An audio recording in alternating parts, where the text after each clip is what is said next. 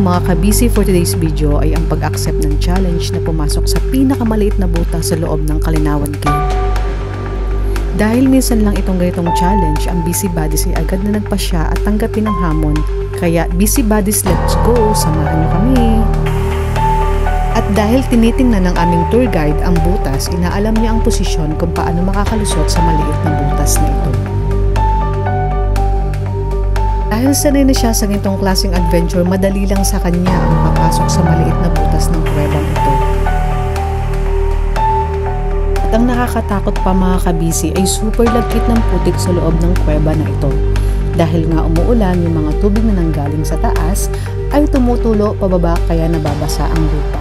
At nagmimistulang putik na sobrang lagkit kaya kailangan magtanggal ng sapatos at tsinelas pag pumasok ka dito. Sobrang kaba at nakakatakot mga kabisi kasi hindi namin alam kung makakalabas pa kami dito. Isa-isa na kaming pumasok sa maliit na butas ng kuwebang ito. At dahil 7 kaming pumasok, kailangang hintayin namin na makalusot kaming lahat para magpatuloy na makalabas sa kuwebang ito mga kabisi.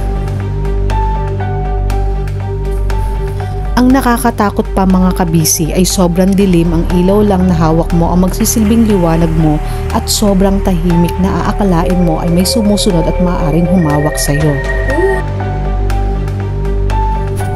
Binidyo namin ang pagpasok ng bawat isa para sigurado kaming kumpleto kaming nakapasok dito.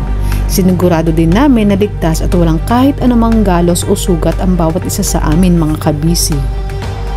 Ingat tayo mga kabisi kasi may mga matutulis na bato na maaaring tumama sa ating ulo. Kaya always check your hard hat na nakasuot ng maayos para maging ligtas sa lahat ng oras habang nasa loob ng kuwebang ito. Sa ganitong klaseng adventures mga kabisi, siguraduhin malakas at matatag ang loob mo. At focus ka lang at kung ano man yung naririnig at nakikita mo sa paligid, huwag mo nang pansinin mga kabisi. Maaring ito ay sumasabay lang at nakikisama sa adventures mo. Sa pagpapatuloy ng aming adventure sa pagpasok sa maliit na butas na ito, kailangan uminom ka ng gatas pampalakas ng buto at mala-gymnastic para mabend mo ng maayos ang katawan mo.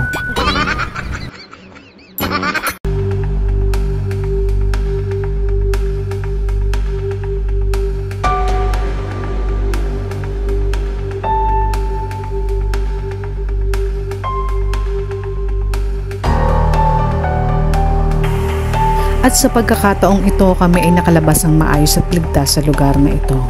Accept challenge, huwag matakot, humarap sa mga pagsubok. Kaya more videos mga kabisi. Thank you for watching. Bye!